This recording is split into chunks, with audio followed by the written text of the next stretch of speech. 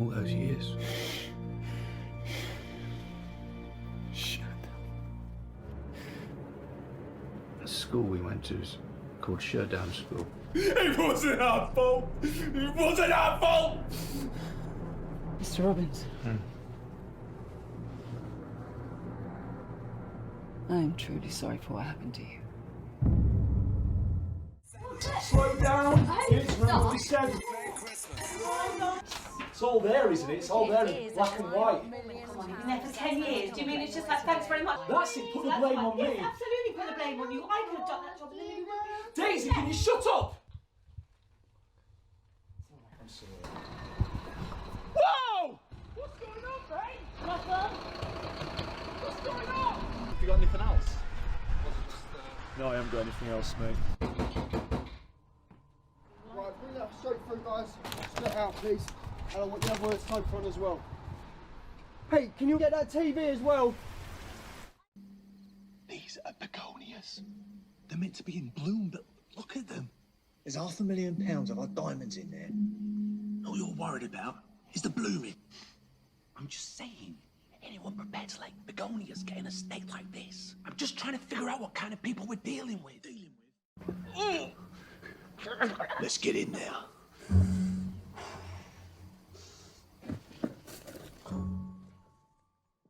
All these new kids, younger, faster. I bet he hasn't won any prize money for yonks. I hear his sponsor pulled out and backed some other kid. What are you talking about? No one knows who took those diamonds. They called him the locksmith because he was expert at breaking into people's houses undetected. The thing is, sir, he didn't just break in and kill them. He seemed to get off on fear, on scaring them. Where is he now? Well, that's the problem, sir. He died in prison.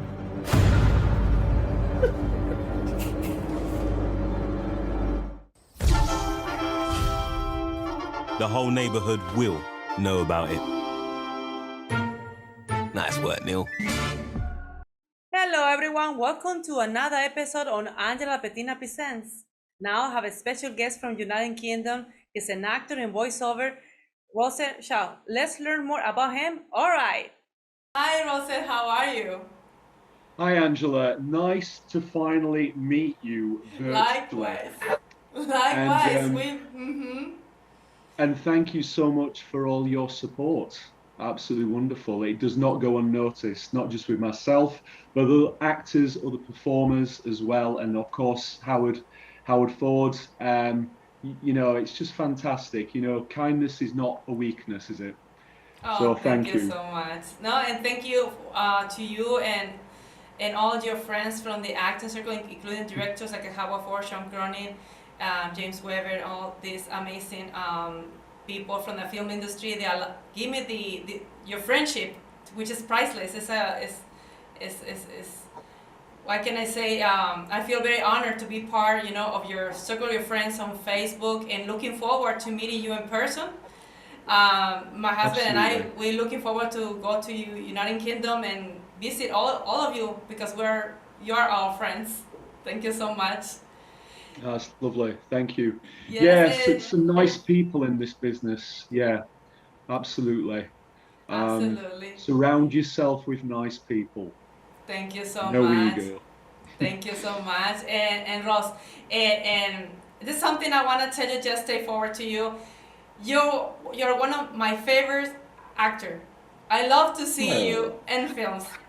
And it's just something like you have a very beautiful acting skills, and all that diverse acting what you're doing is I love you so much. You're so amazing person. I love to see you on stage. Thank you. That's lovely. Yeah. Thank you very much. That's really nice of you. And can you tell us about what is the experience in theater? I love theater, but what was your experience being in theaters?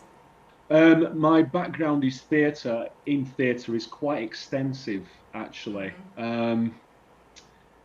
Yeah, it's funny. My agent said that to me the other day. We had a meeting, and she said, "Are you aware that you've got quite an extensive background in theatre?" I was doing the Brighton Fringe and the Edinburgh Fringe every year. So I worked with a company called Bite Size, directed by Nick Bryce, and basically it was performing short 10-minute plays that had won the best competitions from all around the world. And then Nick Bryce would have these plays, and you have a group of actors, and then we perform these plays, these 10-minute plays, playing all these different characters at the Brighton Fringe and the Edinburgh Fringe every year. That's how that kind of started for me. And then obviously there's the Sky Arts, which you love, the Boris the Rottweiler. And yes. I don't think you've seen Sleepless Nights. Yeah. And that's actually Nick Bryce's favourite play. Out of the thousands of short 10-minute plays he's seen, Boris the Rottweiler is the one. And I performed that a lot. And obviously I performed it at Sky Studios where it was recorded. And I've also performed at the Goetheanum Theatre in Switzerland, and I played 6 characters there, and one of them was with a mask on, so it was mask work, which I've never done before. And yeah, I got good plaudits for that as well. And I've performed at the Assembly Rooms in Edinburgh. I've done loads of theatre, loads. I'm just thinking of other theatre plays. Oh, and I've performed in the Round. So I played, this was in 2010 actually. I played Benedict in Much Ado About Nothing in the Round with around 400 people outside, and they had picnic baskets and there was an audience there. It was beautiful, 400 people every night. And that got, well, 5-star reviews. And yeah, so, and I've done a lot of Shakespeare, Pericles Prince of Tyr at the Goetheanum in Switzerland.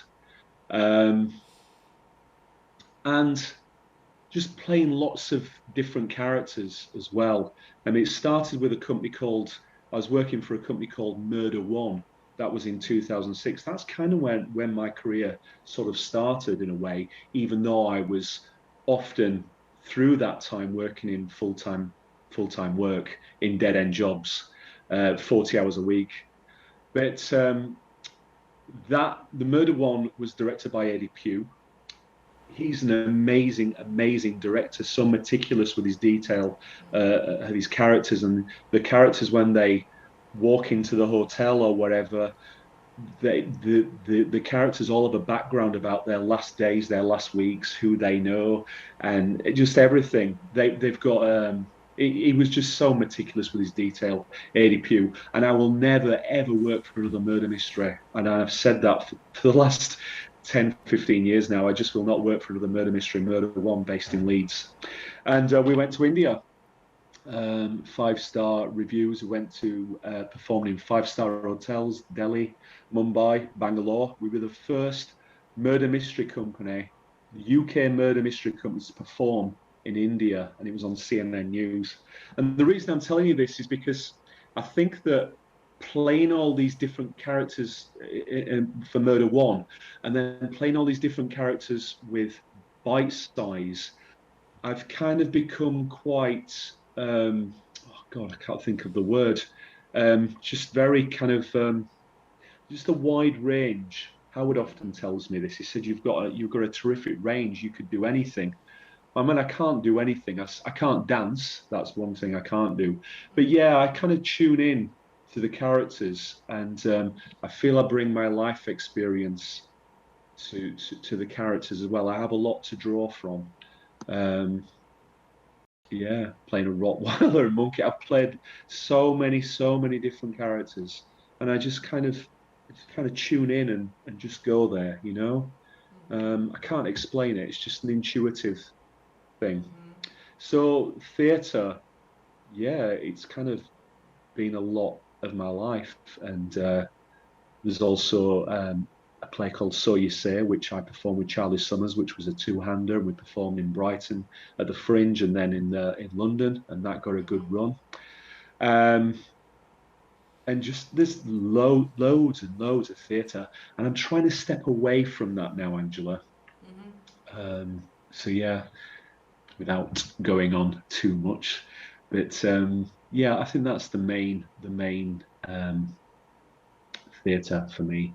You start realizing that all the extended career you have in acting, so we just start to Yes. recall all your memories back in the day. And the one that called to my attention, and it's something I would like for you to share to the audience. How was your challenge to work full time and then to work in the theaters? How was your experience of that? Because it's not easy, you know, to work 40 hours, for example, and be in the acting field. Can you tell us more about that? Maybe that will be inspiring to new people who wants to be in this field. Yeah, I mean, I'm sure I'm speaking for a lot of actors here that are jobbing actors. I would say for the first decade of my life, I've been working full time, and it's that thing, having to pay for your rent, having to pay your bills, having to pay for the food, having to live. And it's very difficult to find that flexible work where you have a good pay as well, and then you can do what you love, and you have the mental space and the emotional space to do what you love. And that's not always been the case for at least the first 10 years. I'd say that my career started in 2006 with Murder One, and also getting the opportunity in the music video When the Sun Goes Down, which was turned into a film, Scummy Man, with Stephen Graham. That's when my career first started, 2006, I would say, even though I did a few things before that, mad for it at the Royal Exchange in Manchester. But I feel, because I would say this to all actors, I think your career starts when you leave education, because I have a diploma, a national diploma in performing arts, and a degree in performing arts, a 4-year degree. Your education as a performer, theatre, film, short film, corporate music videos, murder mysteries, feature films, starts, I think, once you leave education. That's when the real training starts, and you learn as you go, and you listen and you learn, and you start everything with a beginner's mind. Going off on a little tangent there, but what I would say is, with regards to full-time work, it's very difficult. And through that first 10 years, I was nowhere near as focused as I am now. Nowhere near. And I don't think I had an acting agent back then neither, or a voice agent. I didn't. I'd found my vocation in life. I'd found my passion in life, but I wasn't as focused as I am now. I can't explain it other way. There were many, many years where I was always kind of on the periphery of doing stuff, whether it's theatre, audio work, short films, corporate work, murder mysteries. But the full-time job took over my life a lot of the time, and I didn't have the mental space and the emotional space and the physical space to often do what I love. I had friends telling me so often, just saying, Ross, you're good. You need to be doing what you love. You need to get out of this job. But back then, I've noticed in the news recently that they're looking at 4-day-a-week trials, which is fantastic. But I never had that. It was 5 days a week, and oh, boss, I've got an audition. Is it all right if I take time off? Oh, well, you'll have to fill in a sick pay form. You've only got 2 sick pay forms, sick days a year or something. And that's how it was. I didn't have that freedom at all. So it was a real struggle. But I'm sure it is for a lot of performers. Massively. Yeah. I think many people are facing that, and I identify myself as you. I have a full-time job, and for now, I'm doing my interviews on weekends only because of the flexibility. That's the thing, and the reason I ask you this, because you mentioned during your theater experience, because I think a lot of people who are listening and watching this video podcast will feel identified. Because it will say, oh, this has happened, same thing happens to me. So that's what you experience. And thanks for sharing that. And so when you were in the theater, and then you did, you were cast for ads like for Toyota and for the Brickton House. How was that? It comes during when you were in the theaters or after? Can you tell us more about that? The ads. What actually happened for me, a lot of people say to me, "Oh, how was lockdown for you? You know, in terms of acting and stuff. Well, there's no work, is there?" And if you start talking like that, you're putting that out into the universe, and that will come back at you. The universe will give you that validation. So that, just going off on a little tangent there, I never talk like that. I'm always careful about what I say, because there is a well-known saying, and I don't know if we're going to talk about me being a graduate of Landmark Worldwide and also More to Life, that language creates your world. And I think that is very, very simple. Yeah, very clear. So going off on a bit of a tangent, what happened is I got a job working for a company. I won't say the name of the company, but it was a great company. It was flexible hours. I worked through American platform called Upwork. I don't know if you've heard of it, but basically then you can just log in your hours every day throughout the week, throughout the month. I was on really good money. My rate of pay was fantastic, and I was contacting dental practices, generating patient inquiries and doing mystery shopping and more or less just being my own boss, to be honest with you. And my main boss was out traveling wherever, and he just kept in touch with me now and again. And it was just a fantastic job, and I had that for the best part of 2-3 years. And that gave me so much freedom. And I look back at that time and I just think, wow, I wish I could have had that for the first 10 years. I'm not like a sob story or anything, but it's true. I mean, it could have been, my life might have been, I don't regret anything, but I think I would have had a lot more film credits. So I just had the not so much the time to chase what I love in terms of film and voiceover and theatre, but I had the emotional space up here and the mental space to actually focus and think about what do I love, what is my passion, and it was fantastic for me.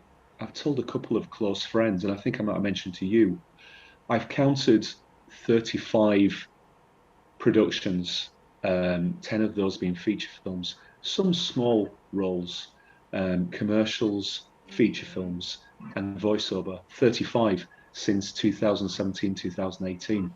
And it's almost like I am playing catch up. It's almost like everything was released and I just went hell for leather. And I really went for it. It's like something clicked up here. And obviously the big ones you know about, Angela, Lockdown Hauntings, Adventure Boyz, which 6 years gone, Unexplained Caught On Camera, 8-part TV series, BBC One show, stuff like that. Little plug there. But 35 in total. And some of the audio stuff, cast stuff, awards in New York Awards. And yeah, I think that's quite incredible. I'm really proud of that. And I think lockdown really helped me. No disrespect to anybody else. I'm sure that people, I can't begin to imagine what it was like for some people, but it really helped me because I just wasn't getting any pressure from having to be in full-time work and turn up for the 9 to 5, like I often did. I see.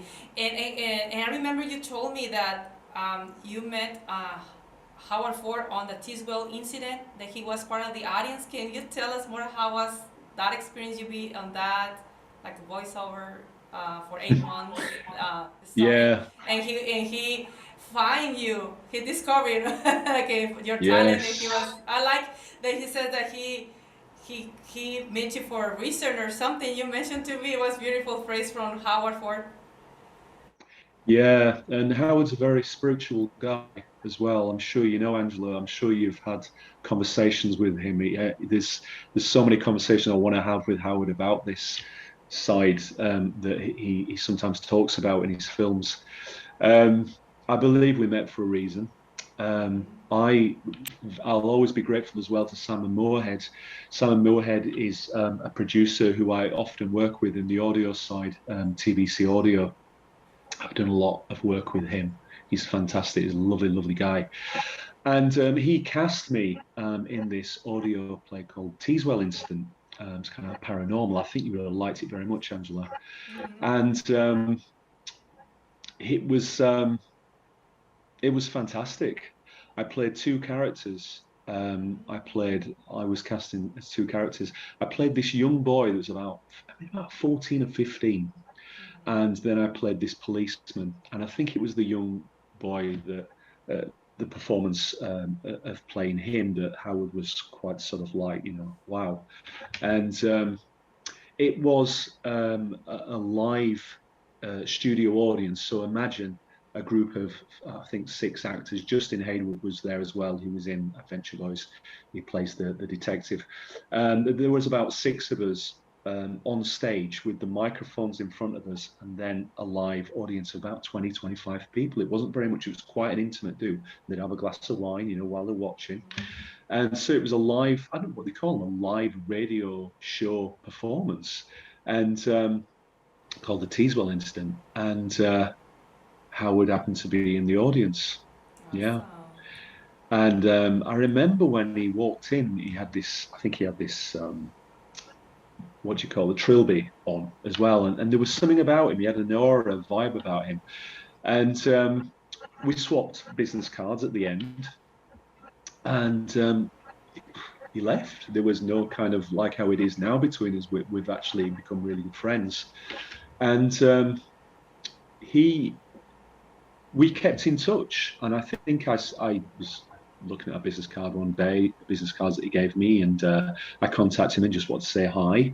And he invited me to, I think the first time he invited me was, I think it was the opening of the launch of his new film company, Latitude Online Films, at a coffee shop at the top of Brighton Station. It's this really nice posh coffee shop. And he was filming all the people in there and filming how filming the cafe and filming the staff and how they pour the coffee and that. And it was a really great video. And that was the first time I met him. And I also met Anise Perello that time as well. And then I heard nothing after that. And then he invited me somewhere, I think, to see The Dead. His flats, he invited a load of people there. And Angela Dixon was there. And Angela is, God, she has such a grace about her, such an energy about her. It was, yeah, she's just got this aura about her. So it was lovely to meet her. And that was around the time as well that I'd been, Ken Loach and his team had actually contacted my agent, because I had an agent finally, a proper agent, 2018, Pelham Associates. And they contacted Dion, my agent, and said they wanted to see me for the lead part in Sorry We Missed You. And so I think I was quite impressed by that. So just going off on a tangent there, it was quite a big moment for me, because I was going to be in Ken Loach one-to-one for the lead, because he'd seen me in the I think I shared it with you, Angela, the Brighton Housing Trust advert, which is quite sort of like tough, gritty drama, and that's what Sorry We Missed You is about. And so then what happened is I watched The Dead. I thought it was amazing. There was a big turnout. Said our goodbyes. Lovely to meet Angela. My God, the star of Never Let Go. This little petite woman that kicks ass, and really lovely. And then he invited me just out for drinks with friends. Then he came to see me in a play called Bully Beef, where it's about this theatre play where I'm one of these soldiers that we're all trapped in this tank. So it's all about the conflicts that go on within this Sherman that these soldiers are stuck in. He came to see me in that, said hello, always very graceful and polite and lovely. And then he invited me out for drinks with friends. This went on for the best part of 8 months. And then he invited me to the Cafe Nero in Hove. And to cut a long story short, we were sat there and he said, I've got this family film I'm thinking about because The Ledge was on hold. You know what Howard's like. He doesn't like to stand still. He doesn't like to sit still. And I've got this family film and I've got this part for you. You're playing this this criminal that might be gay. I don't know if you're allowed to. You and Glenn Salvage make me laugh a lot on that film. Both of you were funny. It was fantastic as well, Angela, because he told me about Glenn and he said, do you know this guy called Glenn Salvage? And I didn't. And he sent me this video and it was this fight reel. I'm just like, what? Doing these roundhouse kicks and God knows what else. And he's bloody brilliant and very impressive. And it was absolutely lovely to meet him. But just to finish off this story, Angela, and I think I mentioned it to you, he said he's been looking for a reason not to cast me in this film Adventure Boyz because there was a lot of people wanting to play this role, this comedy role, and he couldn't find one. I was like, what? Seriously? And I was really flattered, and I'm glad, because I think for me, and I've often thought back to this, I think when I started out in this business, I had a little bit of an ego. No doubt about it. I think you have to have in this business, but I think through all the time that I met Howard and knew him, I have told him this as well, and knew him, that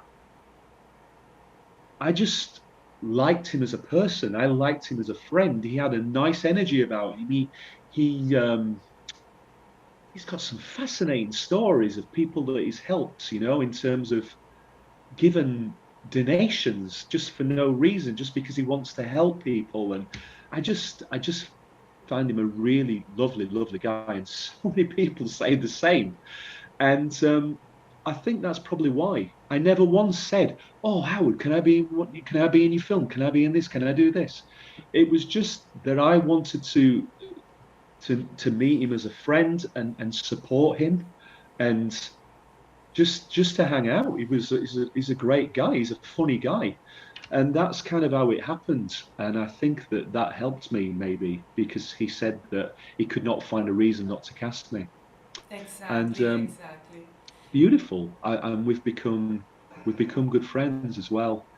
And I've carried on that kind of mindset. And I think it's become even more so for me. It's become stronger in terms of I tend to want to know the person first in the film business and get to know them before I emotionally and mentally invest myself in the project or the film or whatever. So yeah, that's how it started. And thank you to Simon Moorhead, because it's that thing as well, and whoever watches this, that you never know who's going to be watching. So say yes to everything. Even if it's a little production, it's like, oh, there's going to be 5 people in the audience, no one's going to be bothered about this. You just never know. There were 20, maybe 30 people in the audience at the most. And I met Howard Ford, and it's really helped me, because the difference with film and theatre is with film, the film stays out there, you know, and people get to see it and people get to know about you. It's still out there now. Adventure Boyz is about to get distribution in other countries. You know, it came out in 2018, 2019. So it's a good showcase. It's always going to be a good showcase for me. And I can use footage in my showreel. You can't use theatre footage in your showreel. And this is part of the reason as well why I'm moving further and further into film now. Like I say, from 2002 to 17 to 18, Adventure Boyz, Lockdown, Hauntings, Witch, Election Night, Vindication, Swim. There's been a lot of feature films now. And just to add, Angela, Somebody else who I have to thank is I did my first proper feature film. I think it was 2013, but back then I was in a different mindset, even though they were really happy with me.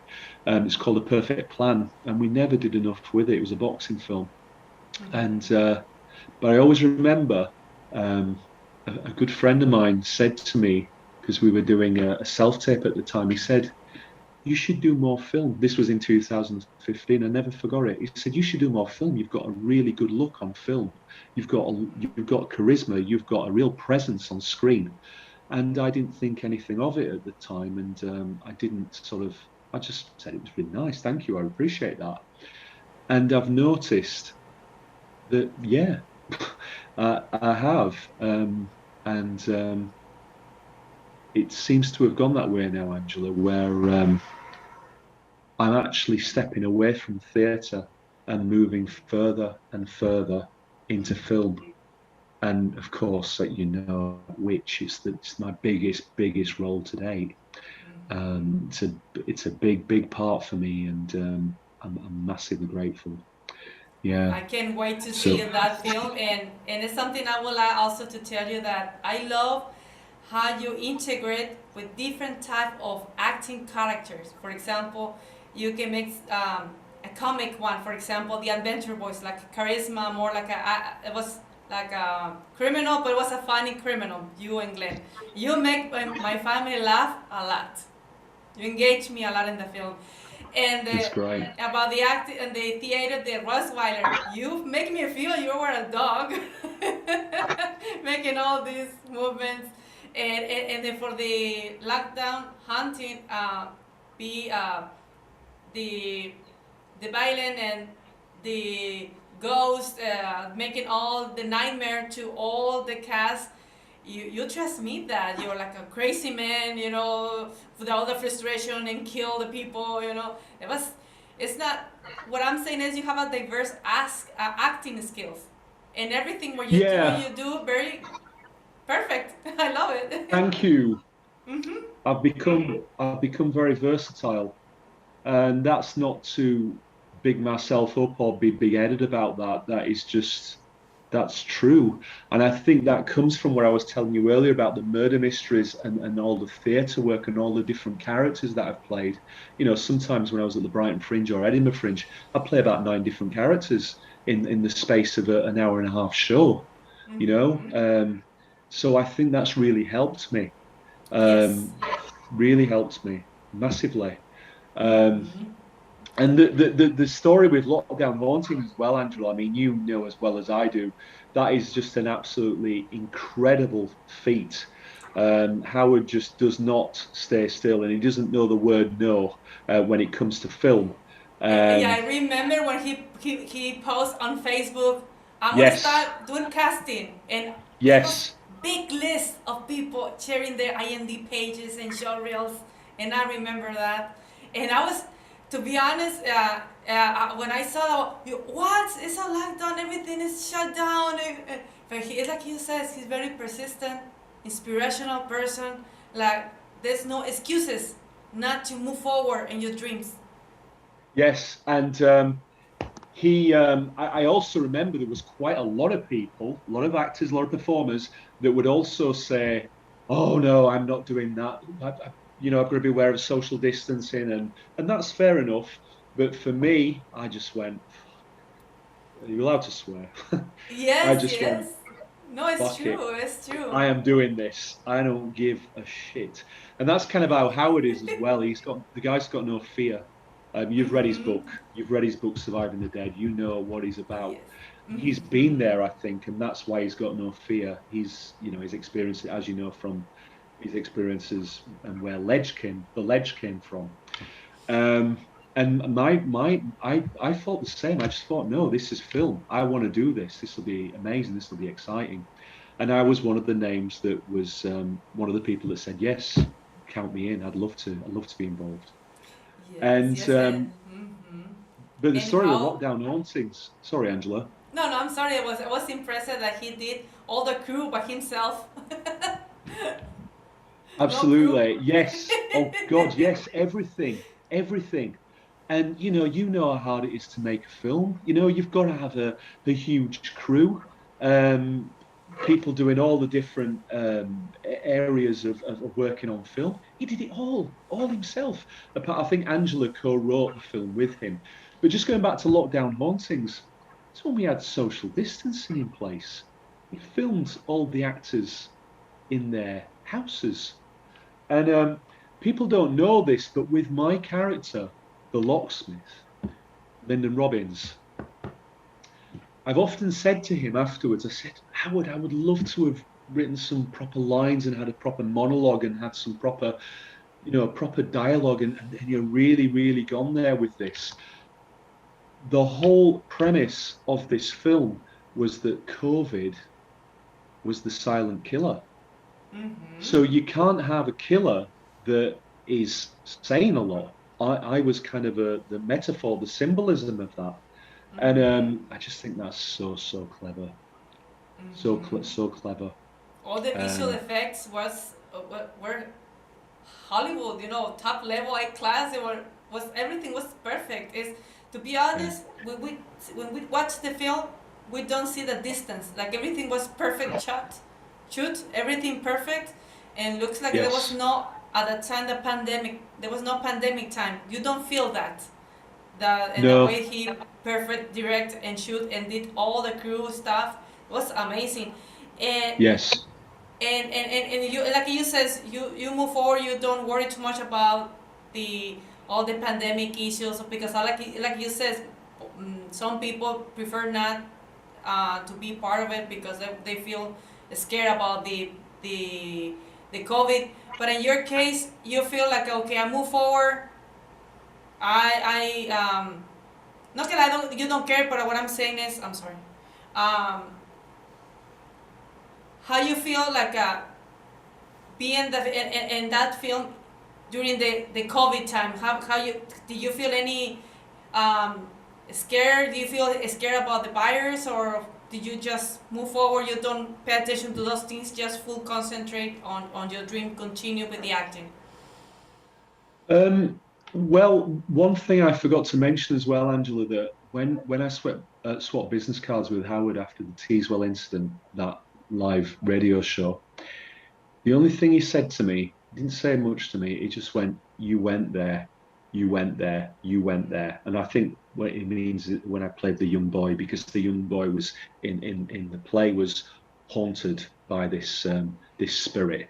And I went there on stage. I always remember it. And as a performer, if it's coming across as authentic or not, or if you're just, trying to show off or just prove a point. I really went there. I went there with the fear. I went there with everything that was going on. And that's all he said to me. You went there, you went there.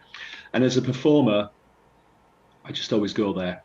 I don't, when it's film, I don't care. I will do whatever. And I think Howard likes that. I think the only thing I would never do is be in a lift. I would never, if you asked me to be filmed in a lift, I could not go in a lift, and I cannot go anywhere near snakes or spiders. Anything else, put me in a lift with spiders and snakes, I will scream like a girl. Cockroaches.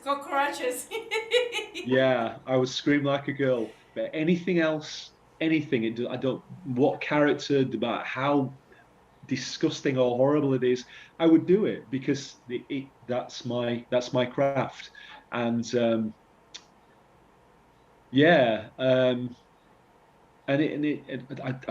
I would welcome the challenge. Mm-hmm. I just suddenly popped into my head about Anthony Hopkins in Silence of the Lambs playing Hannibal Lecter. I read about the process of him getting into that character, and when he left that film and when he tried to leave that character, he couldn't. And I think he really struggled in his own life with his wife. He just really struggled with that character. But I'm very fascinated by human behavior and human psychology, and acting has got so many facets. And I find the whole premise of acting, performing, just fascinating, and especially human behavior and human psychology. and I just go there. I don't care. I have no limits. That's good. I like seeing performers like that. I like seeing that, and I'd like to someone just popped into my head as well. Sophie Rankin, in Cannes, in the film Canyon. She just what a trooper. And there's many performers like that I saw in Cannes as well, and Sarah Alexander Marks as well. They just switch on as soon as they've got to switch on. You know, there is people in this business that are like, oh, I'm not doing this, I'm not doing that, I'm not doing this. I haven't got time for people like that. You just got to do it, and it's very empowering to see people like that, because they're passionate about their craft, and that's what it's about for me. So I didn't have any fear about COVID or anything else. I just went for it. And thanks for sharing, because it's very inspirational to inspire new generations who wants to be in the acting business. And like you said, and it's wonderful what Howard told you, that is do it without just focus on one thing and not look around, because everything is gonna be, what is happening outside is out of control, but you can control your own fears, because the worst enemy is sometimes ourselves. It's nobody else. It's easy to blame others, but at the end it's our decision. We move forward or we reject other opportunities. All right, Russell, thank you so much. Okay. We'll see you soon. And thank you so much. Yes, thank you so much for taking the time to interview me, Angela, and I wish you the best of luck. And I will be sure to share the video, and I'll be sure to let people know about you and thank you so much. you're becoming a fast emerging presenter. I'm sure you're just going to become bigger and bigger and bigger. Oh, thank you. And same thing for you. And looking, I can see you. The witch is just a door that's going to open more doors to you. And I have an intuition that very no later than the end of this year. It's a prediction, but have intuition. You will receive a big surprise.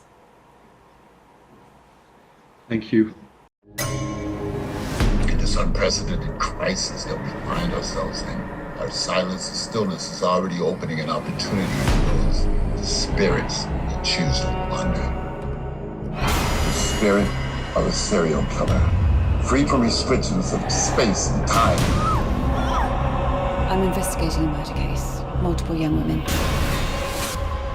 No forensics, no human trace. Energies, spirits, whatever you want to call it, they're out there.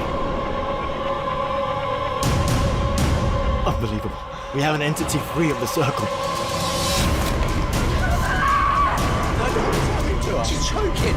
What exactly do you want?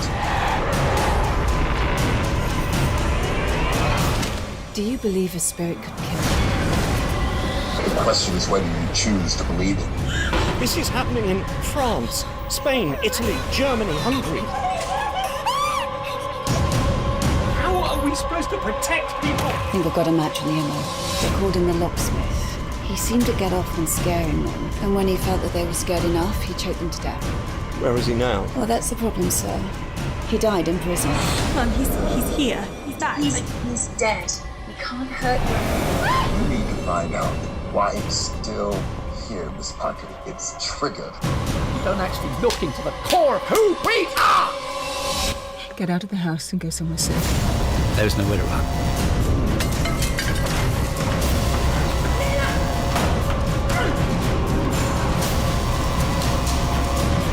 It's been in the house.